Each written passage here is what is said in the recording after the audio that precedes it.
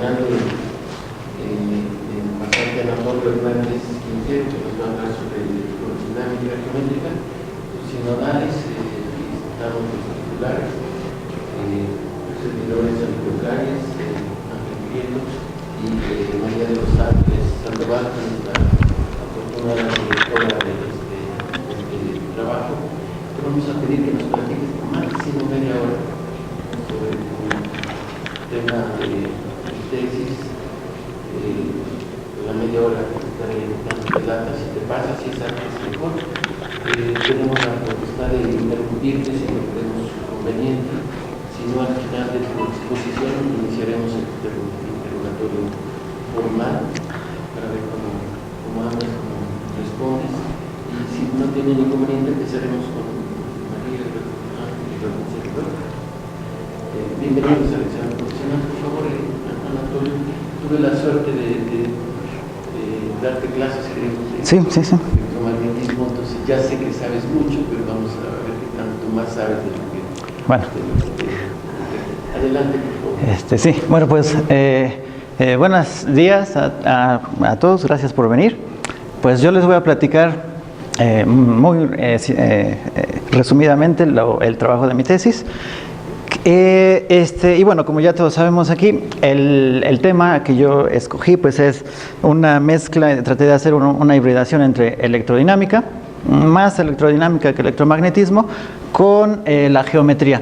Entonces, bueno, yo decidí ponerle justamente electrodinámica geométrica. Es un título que parece sugerente, aunque es demasiado vago, pero bueno, ya sabemos más o menos a qué me refiero y vamos a irlo viendo en los siguientes minutos. Entonces, bueno, la presentación voy a tratar de, pues la dividí en, bueno, si esto funcionara, a ver, pues creo que no funciona, a ver, esperen. La dividí pues en tres partes. La primera parte platico muy rápidamente, bueno, rapidísimamente lo que es la electrodinámica vectorial, así como en cualquier texto clásico de electromagnetismo se puede encontrar. Después paso a la parte, digamos, un poquito más técnica, que me permite justamente dar esta formulación geométrica de la electrodinámica, bueno, que yo le puse aquí geometría diferencial, porque es más bien eso, la geometría diferencial. Y pues para terminar, doy pues, ya el núcleo de la cuestión. Entonces, bueno, vamos a empezar. Como tengo que partir de algún lugar, pues decidí empezar con este, que es de hecho el final de todo un ciclo, de 3 siglos de historia. Esta obra es una obra clásica, tan clásica como pues los elementos, los Principia, los artículos de Einstein de 1905, y tiene que mencionarse también en esta lista pues el Tratado de Electricidad y Magnetismo de Maxwell.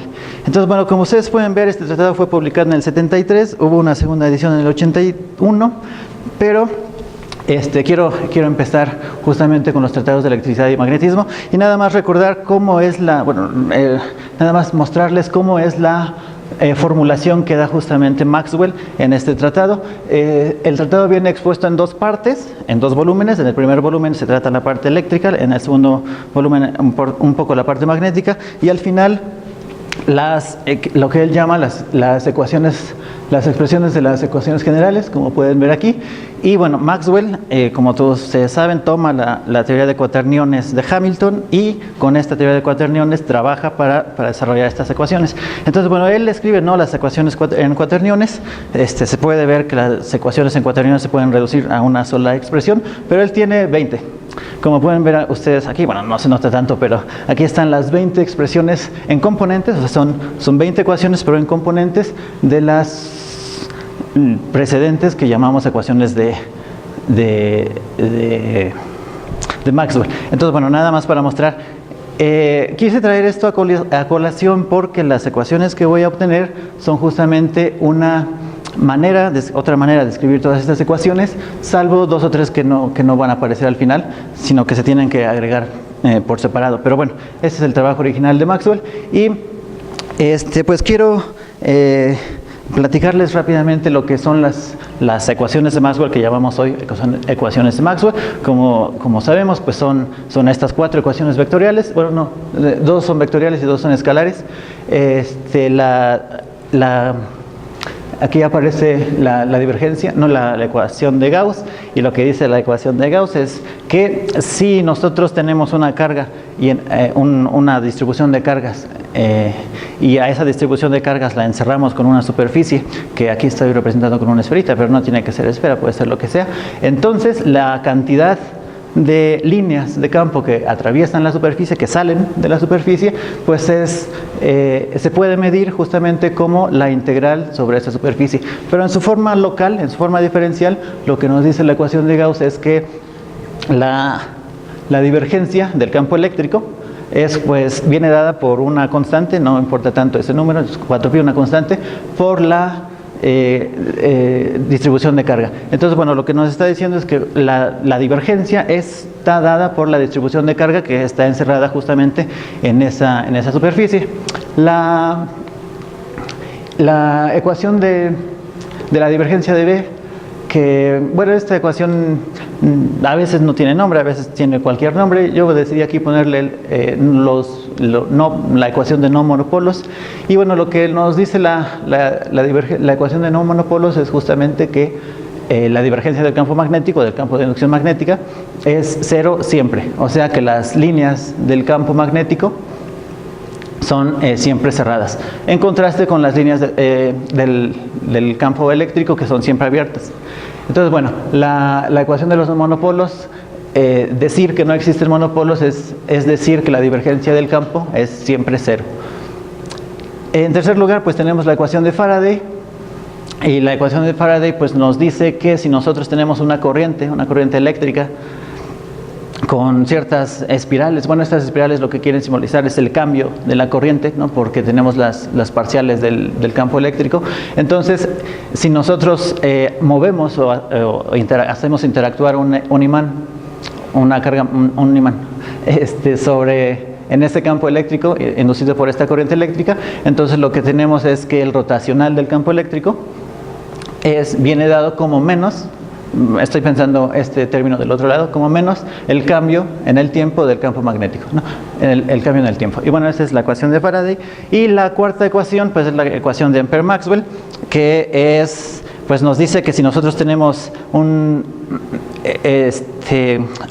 cargas eléctricas fluyendo en un circuito, entonces ese circuito, esas cargas eléctricas fluyendo, siempre inducen un campo magnético. Entonces, bueno, lo que nos quiere decir esto es que el rotacional del campo magnético, aquí simbolizado con este circuito, pues es la corriente, ¿no? Viene dada por la corriente que está fluyendo sobre este circuito, más la parcial del campo eléctrico con respecto al tiempo, el cambio inmediato del campo eléctrico con respecto al tiempo. Y bueno, estas son 8 ecuaciones diferenciales en componentes, ¿no? Si las escribiéramos como aquí en componentes como Maxwell, recuperaríamos 8 de estas, pero nos falta introducir la ecuación de la fuerza, no la ecuación dinámica, que viene dada por la fuerza de Faraday. Entonces, bueno, cuando digo que voy a escribir o voy a tratar de dar una interpretación o una construcción geométrica de la electrodinámica, me refiero justamente a dar una interpretación geométrica de estas ecuaciones. Sí, una pregunta de ecuación de Faraday. Sí. Hablaste de una corriente, ¿dónde está la corriente? No, a lo mejor lo dije, pero no quise decir eso. No, la ecuación de Faraday lo que tenemos es un campo eléctrico externo, un campo eléctrico que está permeando cierta región del espacio, y introducimos ahí un imán, un campo magnético. Sí, entonces, en principio aquí no... bueno, hay una corriente, la corriente I, pero esta corriente I nada más lo que me está indicando es que esta corriente I induce ese campo eléctrico que está ahí funcionando. Sí, perfecto, sí. Bien, entonces, bueno, quiero escribir estas ecuaciones en términos geométricos. Y pues para hacerlo tengo que pasar a estas 8 ecuaciones se pueden reducir en cantidad de número de ecuaciones a 4 ecuaciones, 3 para el potencial eléctrico, el potencial vectorial y una para el potencial escalar. Y bueno, estas 4 ecuaciones, para que determinen unívocamente tanto un potencial eléctrico como un potencial escalar eléctrico, pues deben de estar sometidas a ciertas condiciones. Esas condiciones pues tienen que ser estas que llamamos transformaciones de norma, y tenemos que elegir alguna de estas dos, o bien la norma de Lorentz, que nos dice que la divergencia del campo del potencial A más una constante por el cambio en el tiempo del potencial escalar es siempre 0, o que escojamos la norma de Coulomb, ¿no? Que nada más nos dice que la divergencia del potencial escalar tiene que ser 0. Estas, como digo, estas normas de Lorentz, que también suelen llamarse libertad de norma, se escogen, se eligen de tal manera que estos, o para que estas ecuaciones den una solución unívoca. Entonces, bueno, tanto las ecuaciones de Maxwell en campos, en términos de los campos eléctrico y magnético, como las ecuaciones de potenciales, son lo que voy a tratar de escribir en términos geométricos. Y bueno, para pasar al lenguaje geométrico, pues necesito introducir unas transformaciones que me dejen invariantes estas ecuaciones de Maxwell. Sabemos ya que estas ecuaciones pues vienen dadas por las transformaciones de Lorentz, que son pues estas 4. Si nosotros estamos trabajando, nos fijamos en 2 sistemas inerciales, que aquí indico con x y ct, y el otro es x' y zt', que coincidan al tiempo t igual a 0, y que pues justamente que dejen invariantes a las 4 ecuaciones que tenemos antes, y que se satisfaga cualquiera de las normas que hayamos elegido. Entonces, bueno, estas son las ecuaciones de Lorentz que me dejan las transformaciones de Lorentz que me dejan a las ecuaciones invariantes, y que necesito justamente para dar este paso. Entonces, bueno, necesito también introducir una manera de medir, que ya no es la manera en R3, sino la métrica de Minkowski, que pues viene dada por esta expresión, donde L es esta matriz, y pues el producto interno el producto escalar de dos vectores en el espacio R41, que es el espacio de Minkowski, pues está definido por esta expresión. Entonces, bueno, esta es la manera que voy a elegir para medir. Y bueno, vamos a ver. Pues vamos a empezar recordando lo que es una variedad, y después ya lo voy a decir demasiado rápido. Lo que queremos es un espacio topológico Hausdorff, segundo numerable, que vamos a llamar M, y bueno, una familia de estos abiertos u alfas que cubran a toda la variedad M, unas funciones, unos homeomorfismos que vayan de estos abiertos o M a algún espacio Rn, y tales que las parejas de U con X, pues ya digo, todos los U's tienen que cubrir a M, las funciones X tienen que ser homeomorfismos, y lo que queremos es fijarnos justamente en todas las parejas U alfa, X alfa, a la unión al conjunto de todas estas parejas es lo que se le llama estructura, y a la pareja de M, el conjunto M con la estructura, ya lo llamamos variedad. Y también queremos que estos que se llaman mapeos de transición, los mapeos de transición, los que están aquí abajo, que sean también CR, de clase CR, R diferenciables, y bueno, grandes rasgos es esto. Entonces, una variedad M, dicho intuitivamente, es un espacio que localmente quiere decir en variedades abiertas pequeñas, en vecindades abiertas pequeñas, se parece mucho a Rn, algún Rn, y que están todos estos abiertos locales pegados de manera suave, donde suave quiere decir que sean estos mapeos que los pegan, pues son diferenciables por lo menos de tipo CR. Se pueden tomar suaves, o sea, de clase C infinito, para facilitar las cosas, pero creo que no es necesario tanto. Entonces, bueno, además de la definición de espacio de variedad, necesito la definición de un haz fibrado. Y pues un haz fibrado es una cuarteta, o sea, una cuarteta que está formada por una variedad E, un mapeo pi, una variedad M y otra variedad F. Entonces, a esta cuarteta pues lo vamos a llamar haz fibrado si se satisfacen pues estas condiciones. Pi es una función que va de la variedad E a la variedad M y que sea CR, de clase CR. Y además necesitamos que este diagrama conmute. O sea que necesitamos definir una función phi que vaya de pi a la menos 1 de un abierto U, estos U son los U de la variedad, a el producto cartesiano U cruz F, y necesitamos que justamente esta función phi pues se vea como combinación, como composición de esta pi, que es como un tipo de proyección, y la otra proyección en la primera coordenada, haciendo justamente que este diagrama conmute. Cuando pasa eso, decimos que tenemos un as-fibrado, a la variedad E se le llama base, al mapeo pi se le llama pues proyección, a la M, a la variedad M se le llama base, y a la variedad F se le llama fibra.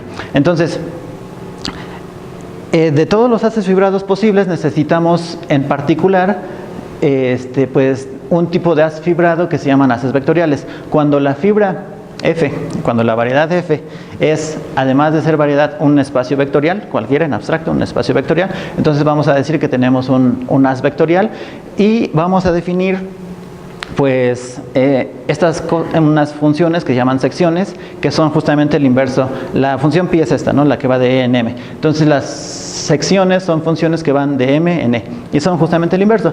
Las secciones sigma hacen que cuando lo compones con pi, pues te dan la identidad de la base. Entonces, si esta variedad F no es cualquiera, sino tiene además estructura de espacio vectorial, vamos a pensar vamos a decir que esa estructura es un haz vectorial, y necesitamos además agregar estas dos condiciones, que para cada punto X de la base, el conjunto E sub X, que es la inversa de X bajo la proyección, que tenga también estructura de F espacio vectorial.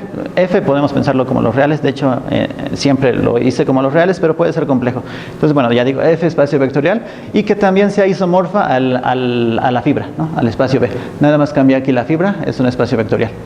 Entonces, bueno, que esta, que se llama fibra, sea isomorfa a un espacio vectorial, o sea, que tenga estructura de espacio vectorial. Y la segunda condición es que en cada punto P de la base, el dominio de alguna carta, o sea, para cualquier carta U, phi, estas se llaman cartas de las, porque las también es una variedad, que el dominio de estas cartas sean tales que este mapeo, el mapeo phi restringido a la fibra, a este E sub X, que va pues justamente del espacio EX de la fibra, ¿no? Bueno, aquí dice EP, pero si cambiamos P por X es este EX, la fibra, en el espacio vectorial, ¿no?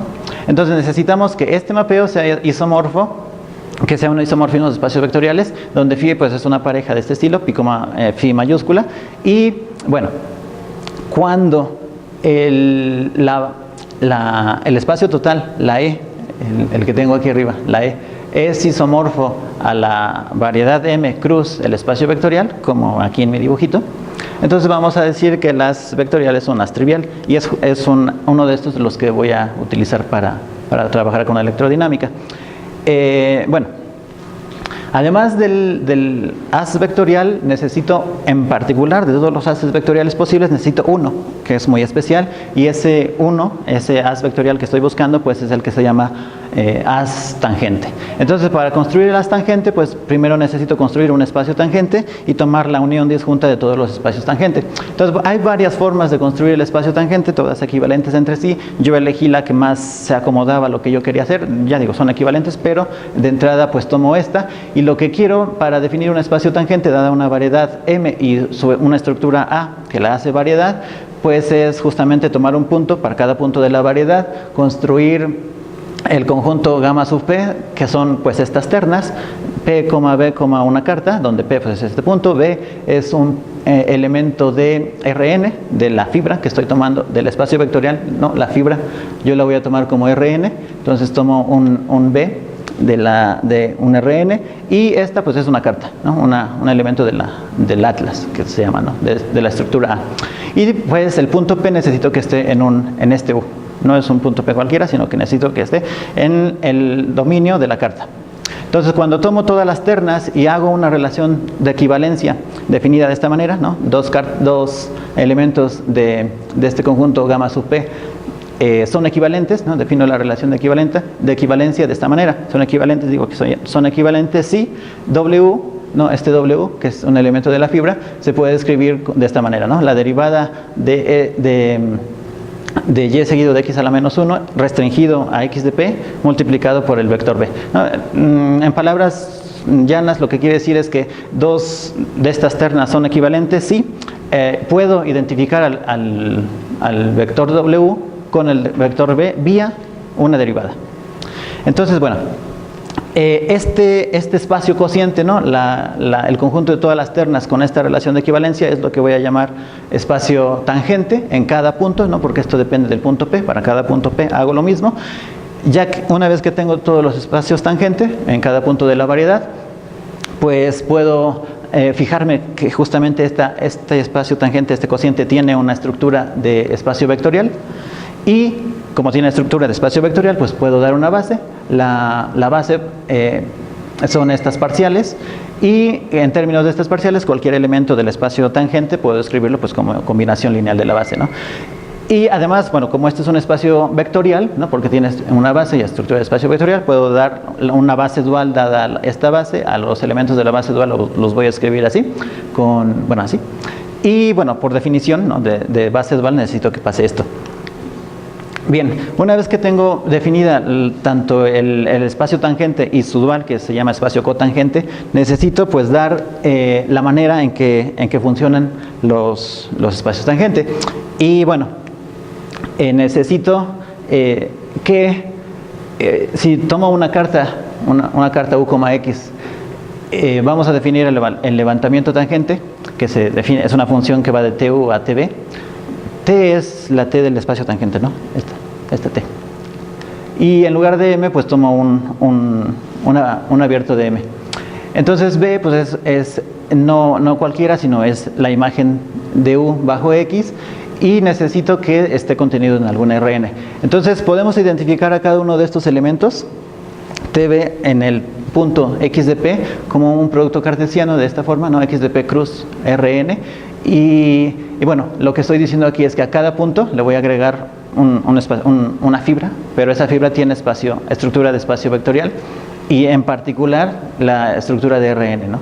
Entonces, bueno, una vez que ya sé cómo escribir los elementos BP en términos de la base, me fijo en una curva de este estilo y calculo pues la imagen de X bajo esta mapeo T, que se llama levantamiento tangente, y pues encuentro que está dado por esta expresión. Entonces, bueno, por esta expresión uno se da cuenta que la dimensión del espacio tangente es el doble de la dimensión de M, porque si M es de dimensión n, pues para escribir los elementos del espacio tangente necesito desde x1 hasta xn, que son n elementos, y las n entradas desde b1 hasta bn, ¿no? Entonces, el espacio tangente es una variedad también, cuyas cartas son estas, vienen dadas por esta pareja, y es una variedad de dimensión el doble de la variedad de M. Entonces, bueno, una vez que ya definí o que ya pude construir el espacio tangente, voy a fijarme en el haz tangente, que decía es la unión disjunta de todos los espacios tangente, pero con esta condición: necesito que este diagrama conmute. O sea que si tengo dos variedades M y N y una función que las conecta, una función F, a la variedad M le construyo su espacio tangente Tm, a la variedad N le construyo su espacio tangente, que es Tn. Doy un mapeo entre Tm y Tn, ¿no? Como son variedades, puedo dar ese mapeo que se llama justamente el mapeo tangente. Doy proyecciones del espacio tangente a la base, a la variedad de M, y lo mismo con la N. Y necesito que este diagrama conmute. Entonces, la forma de calcular el mapeo tangente, pues es a través de estas composiciones. Bien. Una vez que ya puedo calcular estas composiciones, pues necesito escribir justamente en términos locales, ¿no? Para hacer cálculos, cómo se van a ver los elementos WI de la variedad N. Y bueno, la forma que tienen es justamente esta. Se puede abreviar más, pero en dibujitos lo que acabo de decir es justamente esto. Tengo una variedad M, tomo un punto de la variedad, a ese punto le construyo este cuadrito que se llama es el espacio tangente. Voy a tomar una curva de un intervalo, digamos menos epsilon epsilon, que vaya del intervalo a la variedad. Voy a tomar una función que va de la variedad a un R, a R, y me fijo pues en la carta U alfa, X de alfa, ¿no? Entonces la construcción que acabo de dar en dibujitos pues es esto. La función F se puede calcular pues justamente como esta composición. Y bueno, ya que tengo el espacio, el haz vectorial que me interesa, que es el haz tangente, me interesa porque en este haz tangente voy a definir estas funciones suaves que se llaman tensores, pero en particular los tensores que más me interesan son, en este caso, las formas diferenciales. Entonces, hay un teorema ya muy famoso, un clásico, viene en cualquier libro, que dice que siempre que tú tengas una variedad M, entonces puedes definir una métrica sobre esa variedad. Si el haz tangente, perdón, si el haz vectorial pi que va de E a en M es real, entonces pues vamos a decir que es una métrica riemanniana, y si es complejo es una métrica riemanniana, pero siempre se puede hacer. De manera que esto no depende de la variedad. Si es variedad, se puede hacer. Entonces, bueno, necesito esto porque yo acabo de ver que en electromagnetismo tengo una forma de medir, que es la métrica de Minkowski. Entonces voy a dar una métrica que se parezca a la métrica de Minkowski. No va a ser riemanniana justamente por la asignatura, pero es una métrica. Entonces, ¿cómo puedo definir una métrica? Para definir una métrica necesito primero tener una noción de derivada, porque mi métrica viene dada en términos de derivada. Entonces, bueno, defino estas funciones. A estas funciones las voy a tomar como base para... Bueno, estas funciones son lo que llamamos campos vectoriales. Un campo vectorial en general pues bien, es una sección, ¿no? Como las secciones de hace rato, que son funciones suaves de la base al espacio total, pero en este caso el espacio total es el espacio tangente. Si pasa eso es un campo, y en particular unos campos particulares pues son estos. Entonces, podemos definir una manera de derivar estos campos vectoriales, de derivar funciones a través de los campos vectoriales, que es justamente con la derivada de Lie. Y bueno, pues la definición es la natural, no la obvia. Derivar una función con respecto a un campo es pues derivar, ¿no? Aplicarle la función al campo y evaluar en cada punto P. Podemos extender la derivada de Lie a campos, no solo a funciones, que son secciones, bueno, no solo a funciones, sino a campos, y pues la defino como el conmutador de estos dos campos, ¿no? Entonces, una vez que ya sé derivar campos y funciones, pues voy a definir estas generalizaciones de los campos vectoriales, que se llaman justamente campos tensoriales. Entonces, voy a tomar un punto P de la variedad y que sea un elemento de este haz, y quiero asignarle a cada punto de la variedad le quiero asignar un elemento de este haz, pero que sea de manera suave. Suave quiere decir diferenciable. Por eso necesitaba la derivada de Lie. Quedan 5. Bueno, no, 10. Entonces, bueno, vamos a considerar un haz vectorial de este estilo, ¿no? La base es este espacio, son los RS tensores, una proyección pi, la base, una variedad M cualquiera, y necesito pues el espacio total, ¿no? que va a ser justamente el haz vectorial de este, ¿no? En cada punto P. Bien, entonces, ¿cómo defino los campos tensoriales o tensores? Pues son las secciones, ¿no? Los tensores son secciones de este haz, de este haz, ¿no?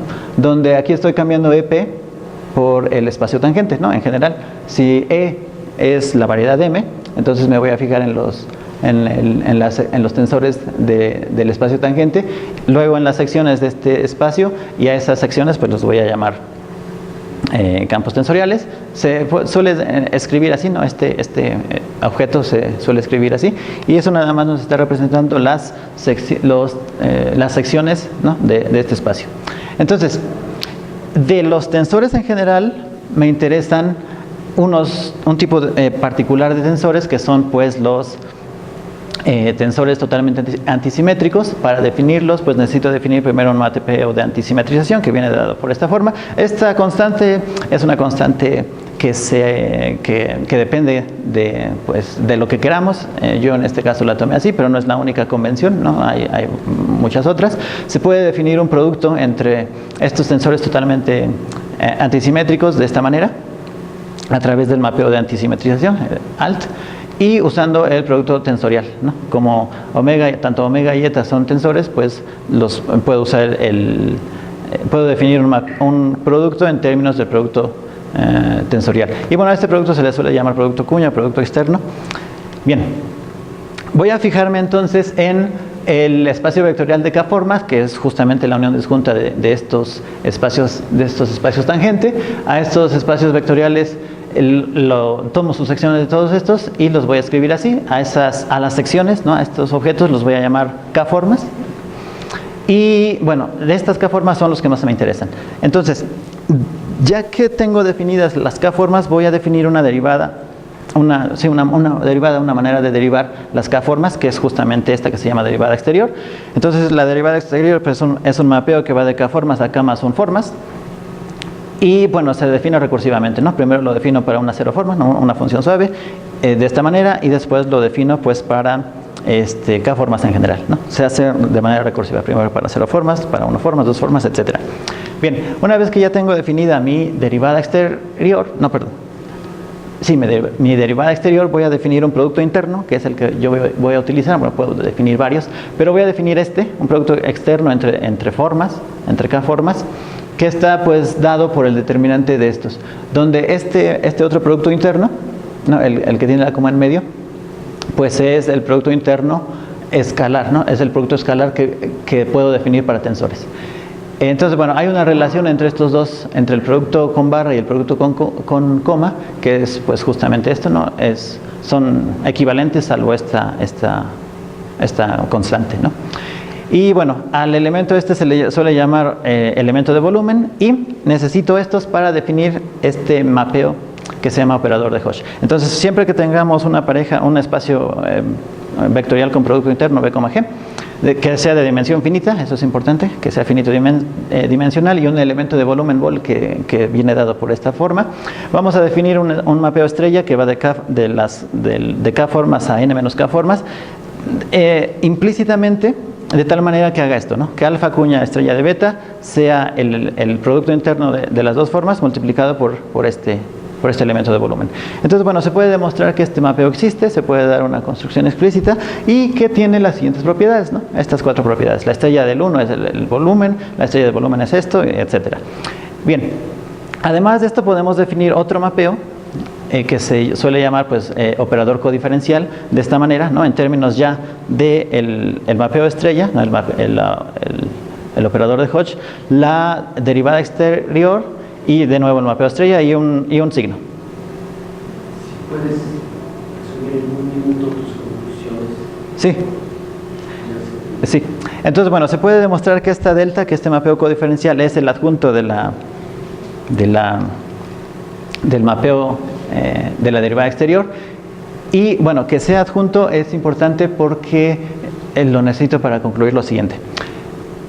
Necesito también definir una derivada covariante, que es un mapeo de este estilo que hace estas 4 cosas, y necesito dar la definición de operador de curvatura, ¿no? Entonces, bueno, la curvatura o el operador de curvatura pues es una función que va de las secciones de unas a las secciones de las, y definido de esta manera, ¿no?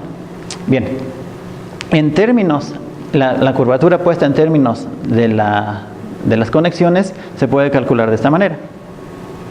Bien, y esto es todo lo que necesitaba para escribir las ecuaciones de Maxwell en términos vectoriales. Entonces, bueno, se pueden escribir en términos tensoriales. Si defino estos 2 operadores, estos 3 operadores, el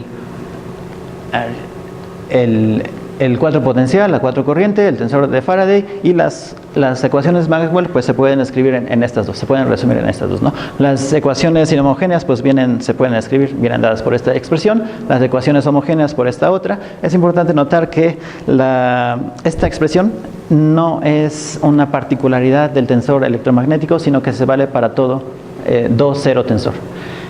Y además los potenciales, ¿no? Las ecuaciones de potenciales pues se pueden resumir a esta sola ecuación.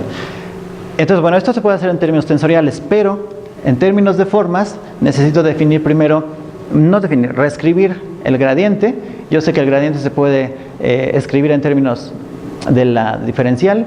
La divergencia se puede escribir pues de nuevo en términos del operador estrella y de la derivada exterior.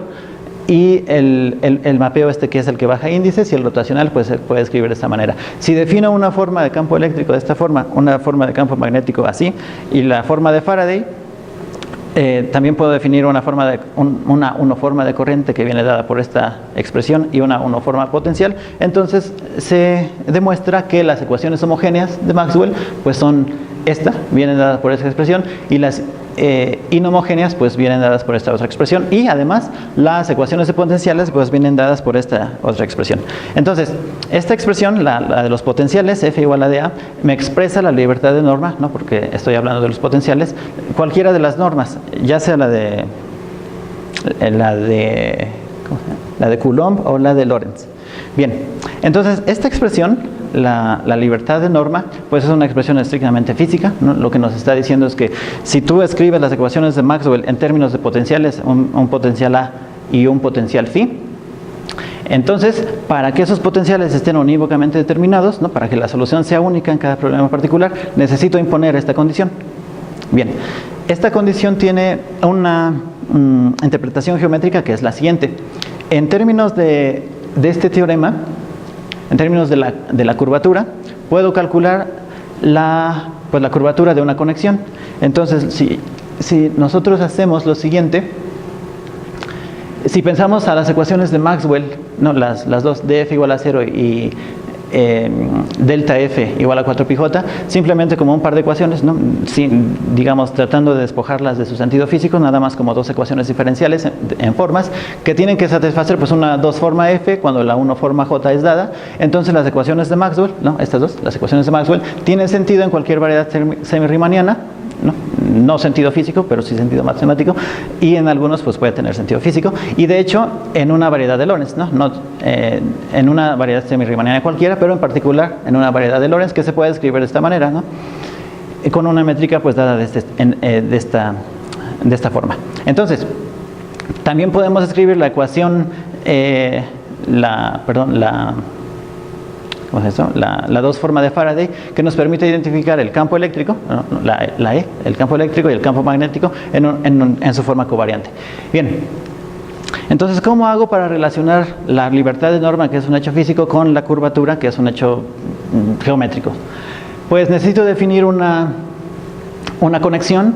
Entonces, si yo tomo unas de la forma E, defino una conexión, pues como siempre, ¿no? Como hace rato, defino esta conexión donde S es una sección, F es una función suave, la defino de esta forma, y la curvatura para esta conexión, ¿no? La curvatura de esta conexión pues es esta, ¿no? Entonces esta omega pues es una forma, y el producto cuña de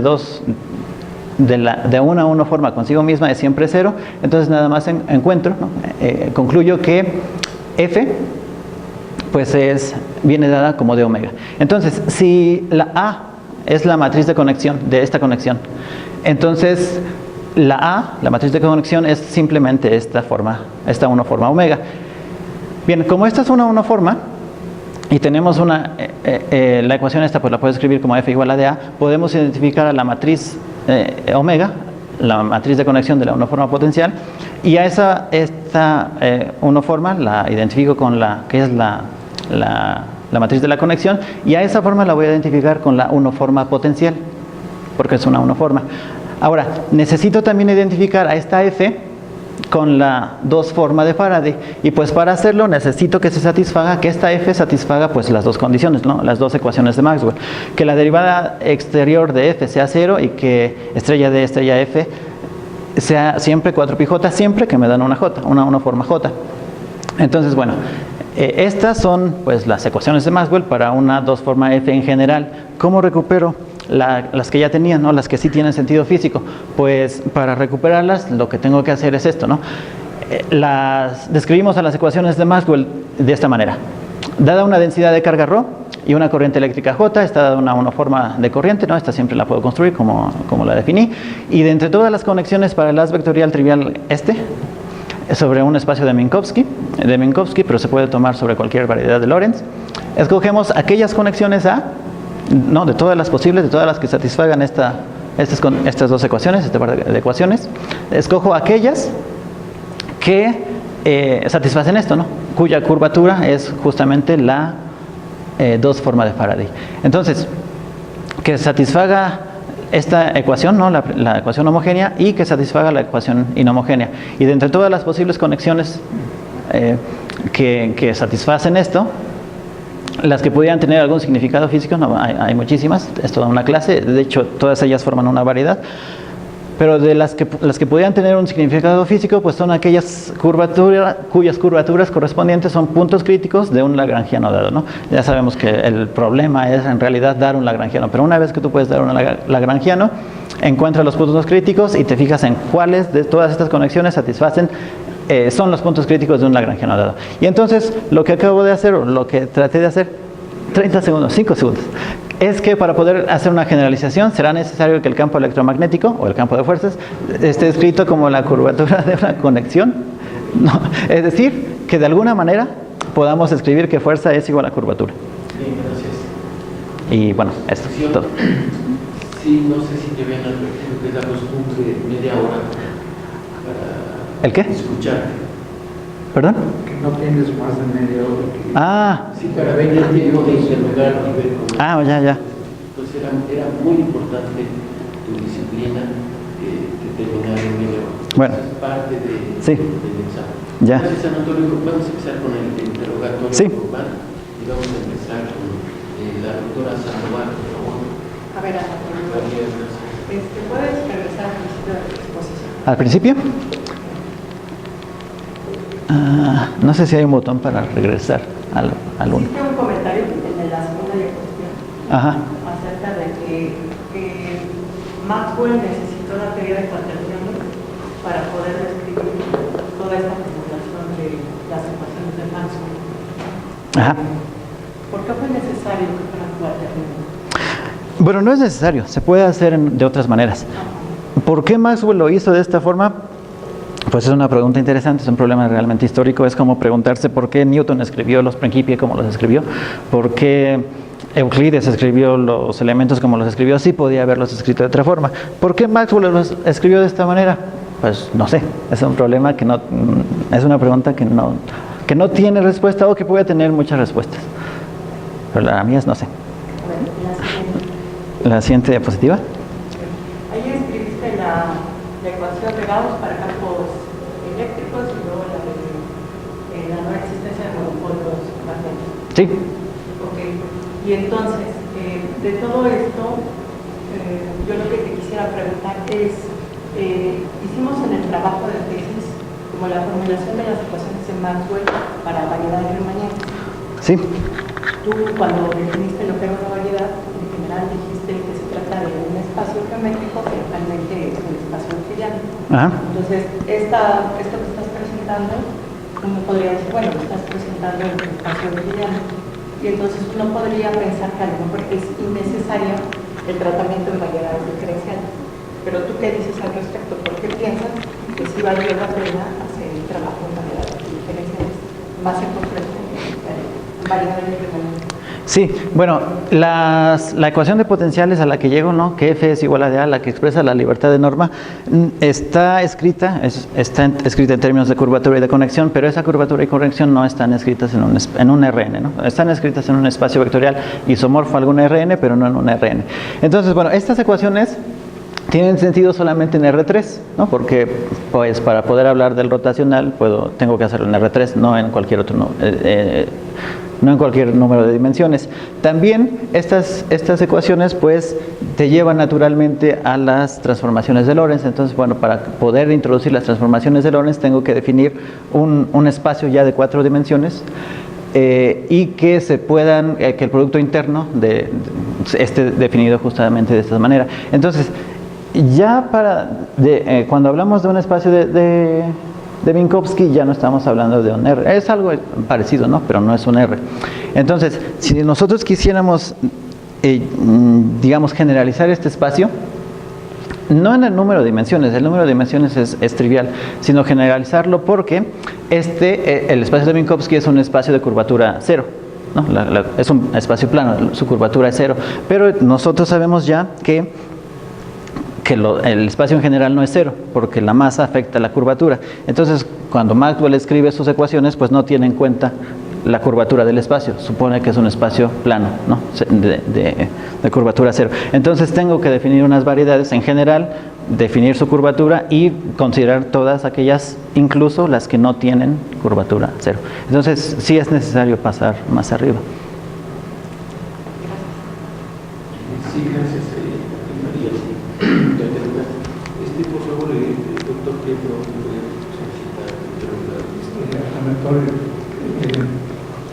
Antes de empezar con preguntas específicas, Sí. quisiera, en base de lo que has expuesto en el escrito, como conclusiones y como propósito del trabajo, por las conclusiones se debe interpretar que tu trabajo es un trabajo monográfico. Sí. ¿Es trabajo monográfico o estoy interpretando mal? Sí, en sentido... Estás describiendo el trabajo que ya está realizado y publicado. Sí, en el sentido estricto sí, sí es monográfico. De todo lo que presento aquí en la presentación, pero también en el trabajo escrito, que es el que importa, de todo aquello no hay ningún resultado novedoso. Ninguno de los que están ahí son novedosos, salvo quizá algunos cálculos que no están explícitos, ¿no? en lo que ya está publicado, pero sí, en sentido estricto es un trabajo monográfico. Sí.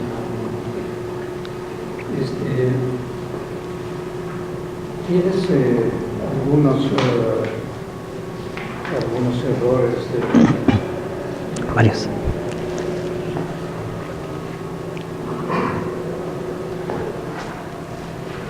de ecuaciones que están, bueno, tienes una mezcla de las ecuaciones del principio de unidades? También en la presentación estás hablando de epsilon 0 o de epsilon y mu, y estás poniendo el 4pi, la corriente que pertenece a unidades TGS. Sí.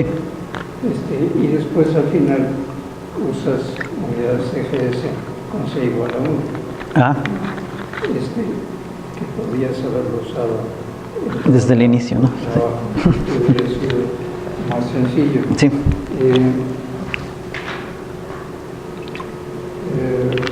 Las ecuaciones de Maxwell, antes quiero mencionar, si lo encuentro, dónde están.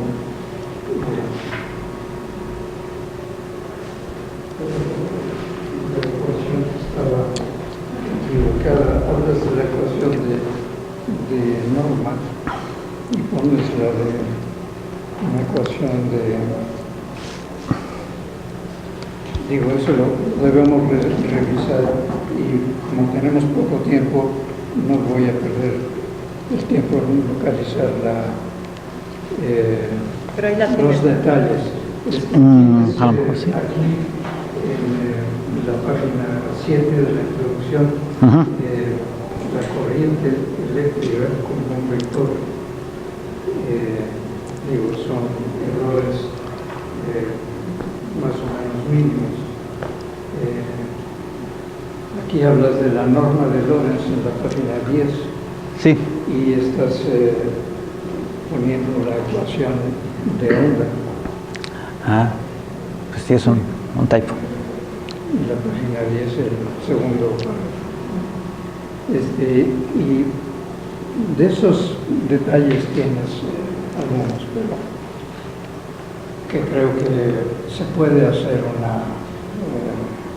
es un adendo o una corrección. Sí.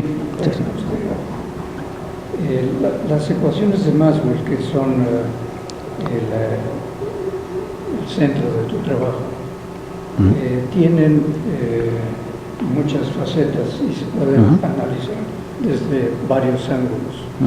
Uno de ellos es el que tú has elegido, pero creo que también al hacer un trabajo monográfico, y ya que estás agarrando las ecuaciones de Maxwell, es legítimo, es necesario ser congruente con la historia.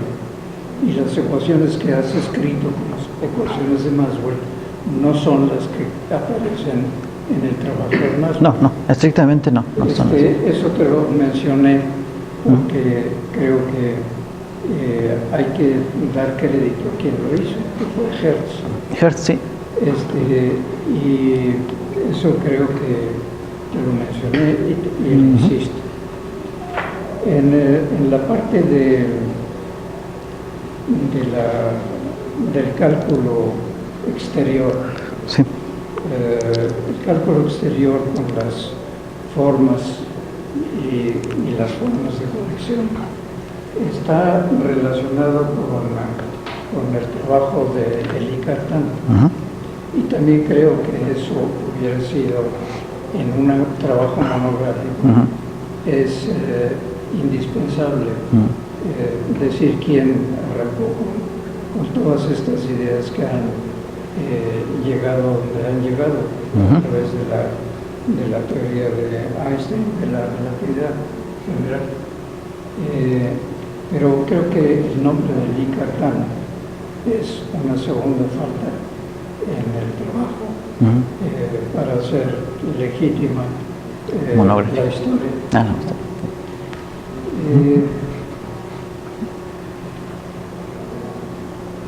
No mencionas el trabajo, tampoco hablas de los diferentes enfoques que se pueden dar de las ecuaciones de Maxwell. Y tampoco concluyes qué quiere decir que tengan una expresión que siempre es un poco misteriosa, ¿no? O sea, en el trabajo que tú hiciste, ¿cómo entra o cómo interviene la ecuación de onda? Sí, bueno, la ecuación de onda en las ecuaciones finales que yo obtuve no aparece. La ecuación de onda no aparece. Porque justamente el punto es qué interpretación puede tener la ecuación de onda en términos pues en términos de curvatura, ¿no? Entonces la teoría de la relatividad sí tiene una respuesta clara, porque las ondas son justamente cómo se distorsiona el espacio-tiempo mismo, ¿no? La variedad misma. Pero estas variedades que yo estoy considerando ya no es el espacio-tiempo físico, sino es una variedad en abstracto, y en esta variedad en abstracto pues no sabría qué interpretación darle a la ecuación de onda. Entonces, cuando se pasa a este formalismo, digamos, en términos de formas diferenciales, se pierde justamente la ecuación de onda. ¿Y eso no es un problema grave? Bueno, si nosotros... Digamos, si el resultado más importante de las ecuaciones de Maxwell fue la conducción a las ondas magnéticas, y esto no lo contiene, sería como, digamos, una mancha negra, ¿no? Sí, bueno, quizás se puede dar, pero no sé si se puede o no se puede. Si es una falta, pues depende de qué es lo que quieres hacer. Si en principio no las esperabas, no es una falta. Si las estás buscando y no las encuentras, sí es una falta. Pero escribir las ecuaciones de Maxwell en estos términos, ¿no? Estas dos ecuaciones, ya en general, no solo para campos eléctricos EV y la corriente y una función de distribución de carga, sino escribirlas en general, en un espacio general, en donde tengamos definida una conexión y una curvatura, una conexión de esta forma, y calcular la curvatura de esta manera. En esos términos, o sea, ya puestas las ecuaciones de Maxwell solamente en estos términos, tiene la función de que se puede generar, o sea, esta manera de escribir las ecuaciones de Maxwell se puede aplicar en otras áreas de la física. Y entonces esta es la función que parece que, o sea, la utilidad que ha tenido pues desde que Yang y Mills publicaron en el 70 y algo su artículo hacia acá. Entonces, cuando tú, por ejemplo, escribes las ecuaciones de Yang y Mills, que son estas, pero en otras partes de la física, por ejemplo, en termodinámica, ¿qué puede significar una posible, si se tuviera, qué podría significar una ecuación de onda? A lo mejor nada, y a lo mejor como no es nada, pues no la tenemos. Entonces, bueno, si la tenemos o no la tenemos, y la pregunta de si tenerla o no tenerla es una falta, pues depende de lo que se quiera hacer. Como este formalismo se intenta tener como base para generalizarlo a otras partes de la física, en termodinámica, pero también en mecánica. Entonces, ¿qué podría significar una ecuación de onda en otras partes de la física? Pues a lo mejor nada. Entonces, bueno, eso. A ver, estamos viendo una interpretación geométrica Sí. de las ecuaciones de Maxwell, del electromagnetismo. Ajá. Las ecuaciones de Maxwell contienen el electromagnetismo. Sí. Entonces, la ecuación de onda se deriva de las ecuaciones de Maxwell haciendo una operación, no es Sí. contenida directamente. Sí, sí. Tienes que hacer algo para obtener una ecuación de onda. Ujú. Este trabajo refleja o explica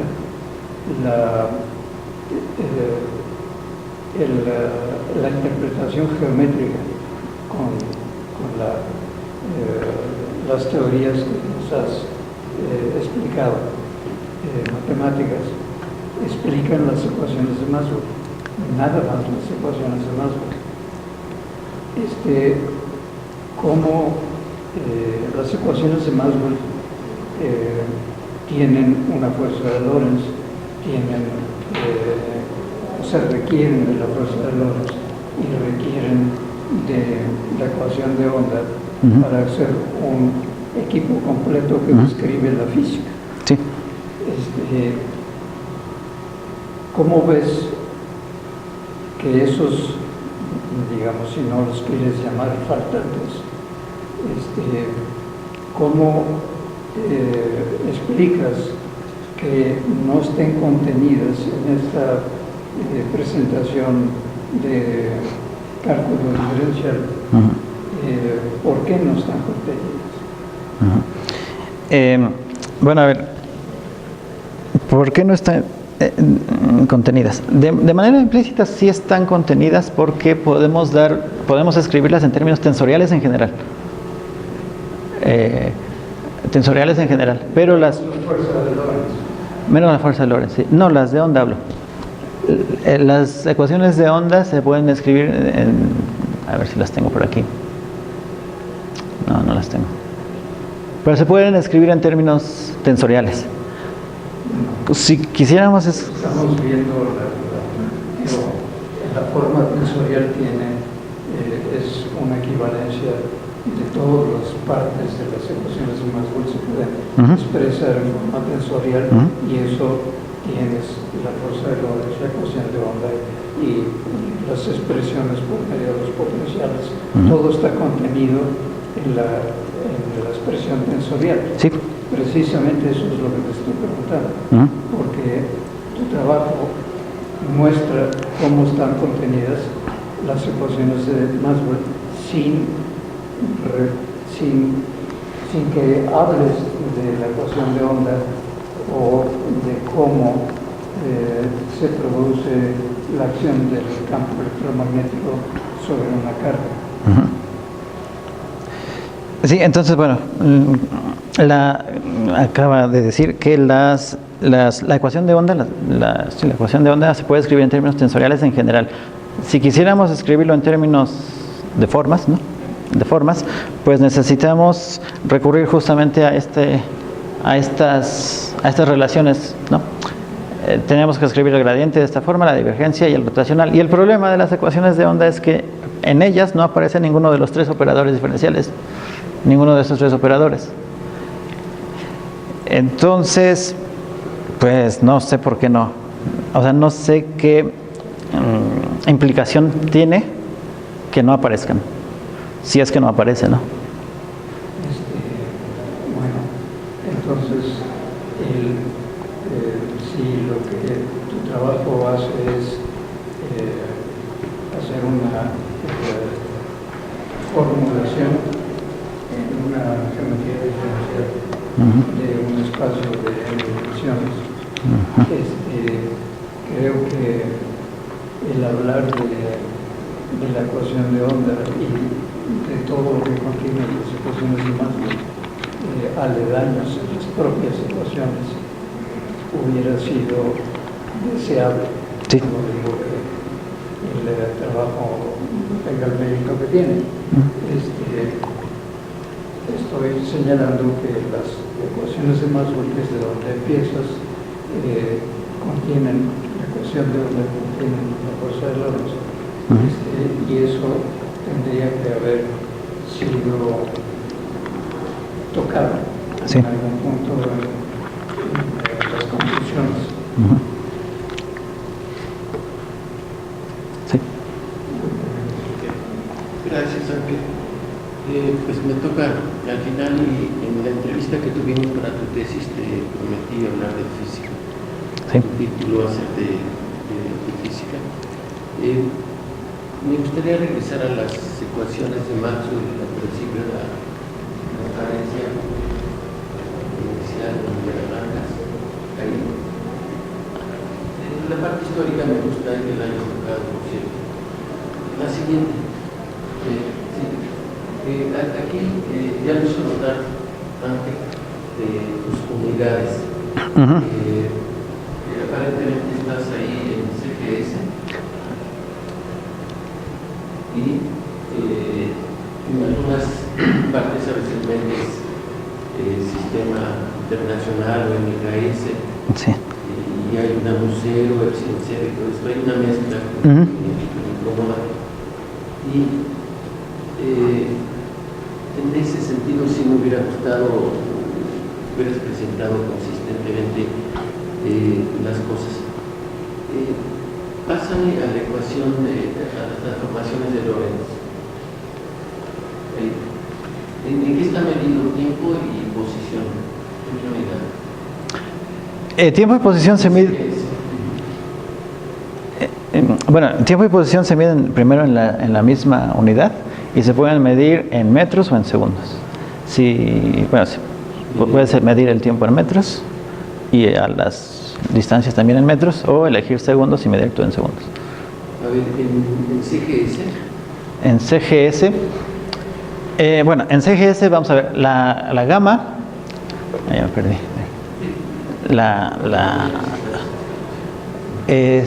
Beta es una cosa sin dimensiones, es adimensional. Es una cosa adimensional, la beta, porque es un cociente de dos velocidades, entonces es adimensional. Esto es adimensional y la gamma sigue siendo adimensional. Entonces, ¿cuáles son las unidades de la X en CGS? Pues tendrían que ser, si elegimos distancias, centímetros. Si elegimos tiempos, pues segundos. Bueno, analiza. Gamma y beta no tienen unidades, por lo tanto, los tiempos están medidos en unidades de espacio y las unidades de espacio tienen unidades de tiempo. Gamma no tiene unidades, beta no tiene unidades, entonces sus unidades están hechas por... Sí, gamma no tiene... son adimensionales. Si medimos al tiempo, a la T', en segundos, entonces para que eso tenga sentido, pues tengo que medir la distancia en segundos. Perdón, sí, en segundos. Y bueno, lo mismo abajo, ¿no? Si X' ya dije que la voy a medir en segundos, pues estos son segundos y estos son segundos.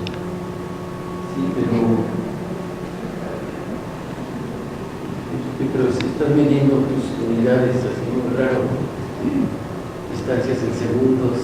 Sí. Y no creo que fuera necesario. O sea, hacer C igual a 1, como dijo antes, te alteraría un poco, pero nunca lo detecté yo que estuvieras trabajando así de tal forma que una mezcla de unidades ahí, que no son correctas. Yo creo que la forma correcta de trabajar tus situaciones, transformaciones de Lorentz, es meter la velocidad que te falta, la velocidad de la luz en los términos correspondientes. Porque si no haces bolas a medio. Ok. Bien. ¿Por qué necesito estas transformaciones? ¿Tiene consecuencias físicas de si yo trabajo en zonas de betas pequeñas, en el régimen que le llaman clásico? Porque tengo problemas aún ahí. Mencióname los problemas que yo pueda tener si trabajo en una zona galileana, donde gamma es igual a 1 y beta es simplemente igual a 0. Por eso te falta una C para tener pues estas ecuaciones deben de contener a las transformaciones de Galileo, no las contienen en el régimen no relativista. Sí, deben de contenerlas. A ver, cuando la V, que es la velocidad relativa, ¿no?, de los sistemas inerciales que se están moviendo, cuando es pequeña, vamos a fijarnos primero en el régimen galileano. Cuando la V es pequeña con respecto a C, pues beta es casi cero. Entonces este término pues es muy chiquito. La gamma pues es, si la beta es casi cero, esta raíz es casi 1 y su cociente también es parecido a 1, ¿no? Entonces la ecuación esta, la de x', pues nos va a quedar este factor gamma, que es algo muy parecido a 1 por x, menos este término que tiende a 0, ¿no? Sí, que tiende a 0. Y la ecuación del tiempo, pues este término se va a 0 y nada más, y bueno, y la gamma es algo que parece... Sí, entonces bueno, voy a tener que t' es muy parecido a t o igual a t en el límite, y que x' pues es x menos este término, ¿no?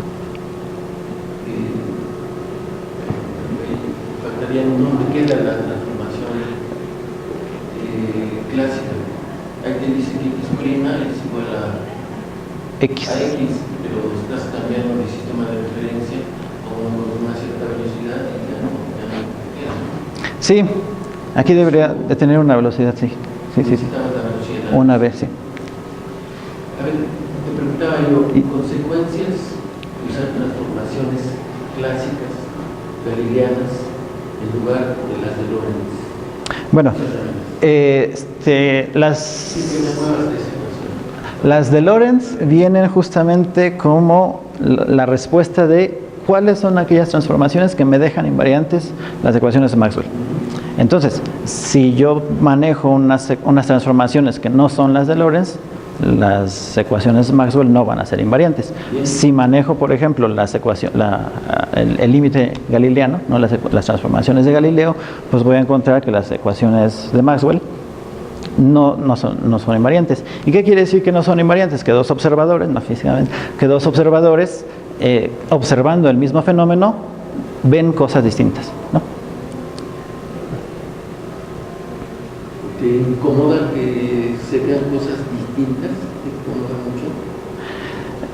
¿O qué significa cambiar un sistema de referencia inercial a otro? ¿Tienes que ver exactamente lo mismo?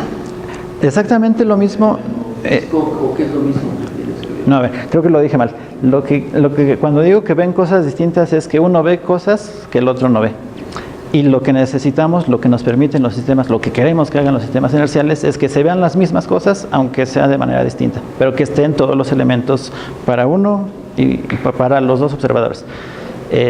Cuando no tomamos transformaciones de Lorentz, pues un observador va a ver, por ejemplo, un campo eléctrico, un campo magnético, que el otro no lo ve. Y recíprocamente, ¿no? El otro puede ver cosas que para este no existe, ¿no? Ok. Sí, se pueden ver fenómenos distintos, pero hay una equivalencia al transformar con estas ecuaciones. Con estas ecuaciones, sí. Cosas que no te permite... Las de Galileo. Transformas y ves otro... Ahí sí ves un fenómeno distinto, pero sí, no importa. Tú puedes ver fenómenos distintos, inclusive utilizando transformaciones de Lorentz. Puedes ver cosas distintas. Por ejemplo, en un lugar donde solo tengo campo eléctrico, si me cambio relativistamente, tengo campo eléctrico y magnético en otro sistema. Es distinto, pero está bien. No está bien, sí. En cambio, si lo haces clásico, lo que vas a ver acá es completamente contradictorio con la física. Sí, exacto. Sí. Puede pasar acá. Sí. Sí, más bien es esa la palabra, contradictorio, no distinto, sino contradictorio.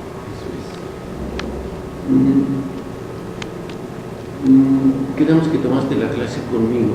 Sí. Platícame del capítulo 5 de Purcell. ¿Cómo saca el magnetismo Purcell? ¿Cómo saca el campo magnético? ¿Cómo saca el campo magnético Purcell? O sea, así quedó dando la clase, ¿cómo la saca? Pues no me acuerdo, profe. Pero me acuerdo mucho de otras cosas que nos contó. Pero debería de estar aquí, así como Ángel te dijo, sí, que tienen que estar también tus ecuaciones de onda para sacar ondas electromagnéticas. Sí. Si no, no estamos hablando de electrodinámica en tu tesis. Sí, pues a ver, ¿cómo se saca el campo magnético? El campo magnético es una consecuencia de corrientes eléctricas. Entonces, si uno quiere ver cómo obtenemos el campo magnético, primero tenemos que tener una corriente eléctrica en el espacio y tenemos que fijarnos, pues, por ejemplo, hacer el experimento repetir el experimento de Ørsted, ¿no? Entonces, cuando nosotros ponemos detectores magnéticos, imanes, alrededor de una corriente, vamos a encontrar que esa corriente, de alguna manera, indujo una reacción sobre estos detectores magnéticos. Entonces, bueno, que se haya inducido una reacción magnética sobre objetos magnéticos, quiere decir que ahí hay un campo magnético. Como que trataste de describirme más bien a Faraday, la inducción de Faraday, ¿no? Sí. Tengo un alambre con solo corriente. Solo corriente, sí. Es neutro, no veo campo eléctrico. ¿Estás de acuerdo? Sí. Si hay un campo magnético que hay que determinar, sí, alrededor del... Suponte que no conozco la ley de Ampère y yo quiero sacar la ley de Ampère, quiero ver qué es este campo magnético. Si cambio de sistema de referencia con una partícula de prueba que va con una cierta velocidad, me monto sobre ella, para detectar el campo magnético, si tengo corriente aquí, tiene que haber una partícula que lo detecte, tiene que haber velocidad. Si está quietecita la partícula, no siente ni campo eléctrico porque no hay, y no siente campo magnético porque no hay velocidad, porque hay campo magnético. Me monto sobre ella y le pongo una velocidad y entonces ya viene la deflexión de campo magnético. Me paso con ella, me monto sobre ella y allí no puedo detectar campo magnético aunque exista porque tiene velocidad cero. Por lo tanto tiene que aparecer campo eléctrico. Sí. Y antes no había campo eléctrico. Sí. Eso es el capítulo 5. ¿Cuánto sacaste? Seguro que puse entonces 8 porque esto es fundamental. Eso no me acuerdo, profe. Pero sí, vamos a suponer que 8. Okay.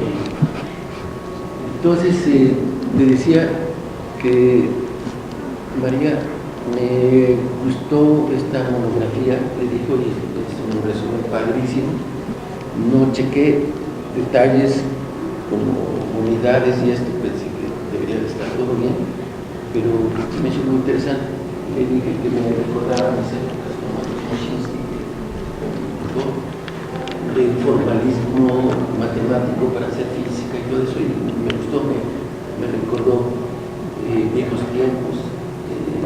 Estas cosas alguna vez las leí, como dice notar Ángel, no hay muchas cosas nuevas, es una monografía muy válida, muy correcta, y hasta yo proponía que escribieran un libro, unas notas buenas de electromagnetismo, porque hay mucho material, está denso, y en ese sentido me hizo recordar cosas padres cuando yo leía, le hice notar que no estaban estas referencias, el Saletan, el Cromer, no está el Arno.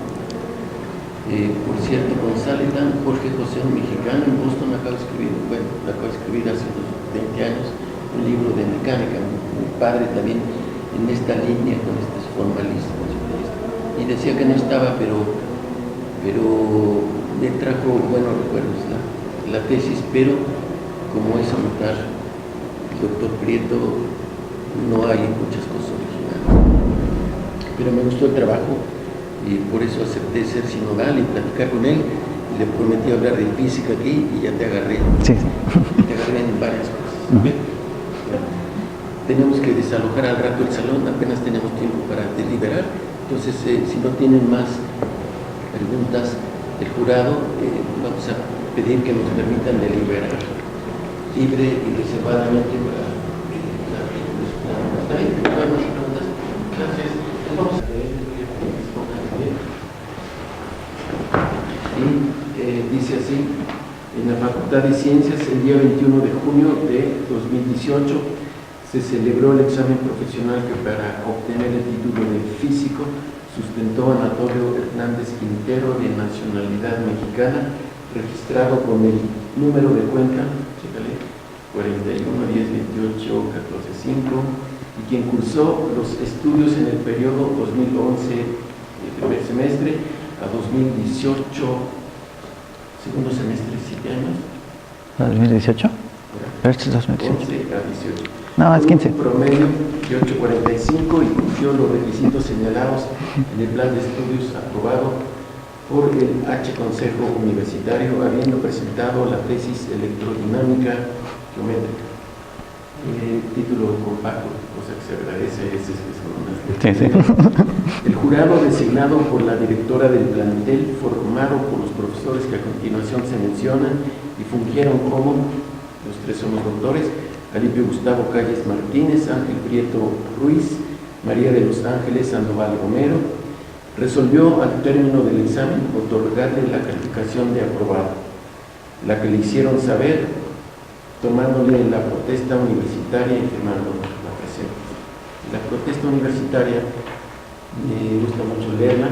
Antes era muy compacta con Juan Manuel Lozano, no sé si la conocen.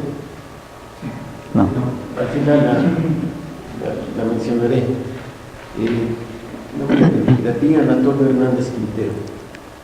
Desde este recinto y en su libre y entera voluntad, protesta usted como profesional, como universitario y como individuo que se apegará su actuación a los lineamientos éticos y científicos que en conciencia la universidad ha sembrado con objeto de hacerle un miembro digno y útil a la sociedad, que jamás con sus actos traicionará la confianza que la nación, a través de su máxima casa de estudios, ha depositado en usted y que se desempeñará teniendo siempre en cuenta el bien de México, sus destinos en el orden de la cultura y los inmutables dictados del progreso social de la humanidad.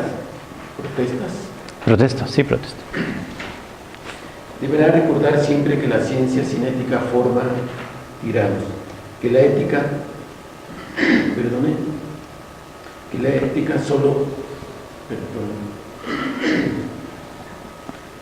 solo hace fanáticos y que por lo tanto como universitario es su deber y su derecho combatir la ignorancia, la propia y la ajena, con dignidad y grandeza, fomentando la unidad entre los individuos y la libre expresión de las ideas, sin que esto dimita de su responsabilidad moral ni obligue de su humanidad. Siendo así, a las 11 horas del día 21 de junio del 2018, la Universidad Nacional Autónoma de México, por mi conducto, presenta al Pleno de la Sociedad Mexicana al físico Anatolio Hernández Quintero, a quien el testimonio de sus maestros le es favorable y lo considera capaz de luchar por aquella y por el bien de México, esperando que la nación le dé el sitio que le corresponda, le reconozca y premie por sus méritos o le reconvenga si falta a ellos. Pues muchas felicidades.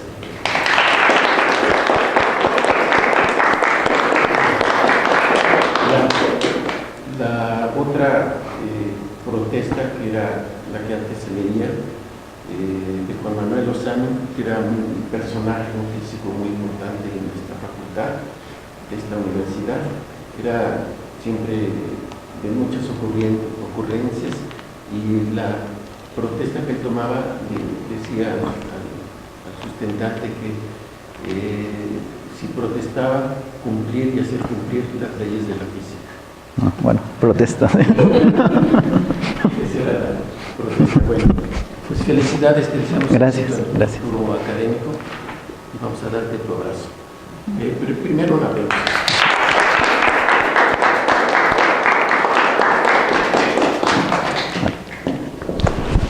Felicidades también a la directora de la tesis.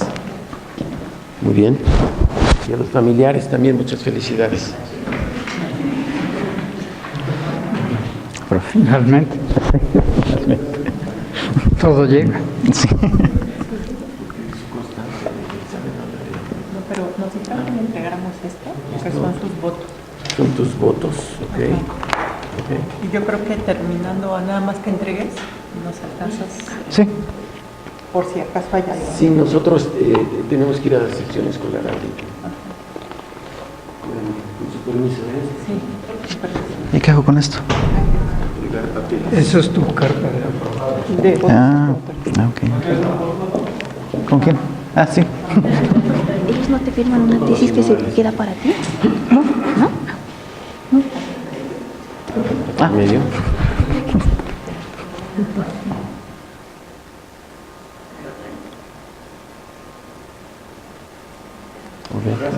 Gracias a Bueno, ustedes.